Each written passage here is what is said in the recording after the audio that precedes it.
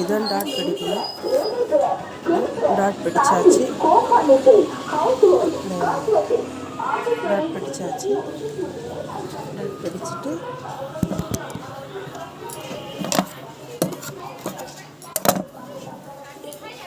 அந்த மாதிரி டாட் பிடிச்சாக்கா உங்களுக்கு கப்பு பார்த்திங்களா எவ்வளோ அழகாக கப்பு நிற்கிது.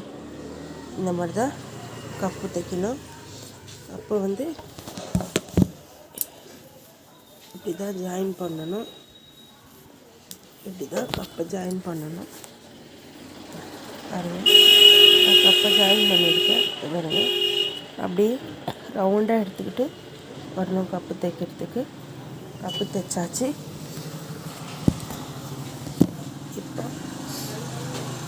நம்ம ஷோல்டர் பட்டியை ஜாயின் பண்ணலாம். பாருங்கள், ஷோல்டர் பட்டி எப்படி ஜாயின் பண்ணுறதுன்னு காட்டுறவங்களுக்கு.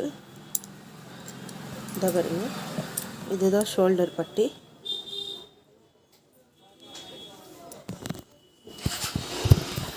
இதுதான் ஷோல்டர் பட்டி, தெரியுதுங்களா? இது ஷோல்டர் பட்டி.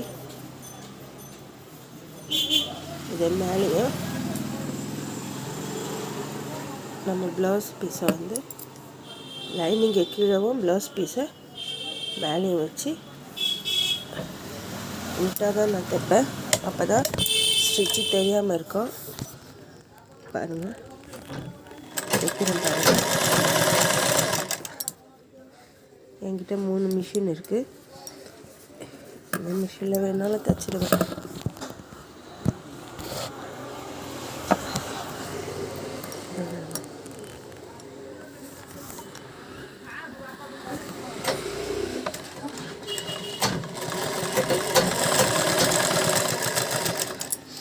இது வந்து கரெக்டாக இது கூட சேரணும். இங்கே பாருங்கள், அப் அண்ட் டவுன் இருக்கக்கூடாது, கரெக்டாக இருக்கணும். லைனிங்கும் சரி, பீஸும் சரி, கரெக்டாக இருக்கணும். இதை பாருங்கள், கரெக்டாக பிடிச்சிருக்கேன்.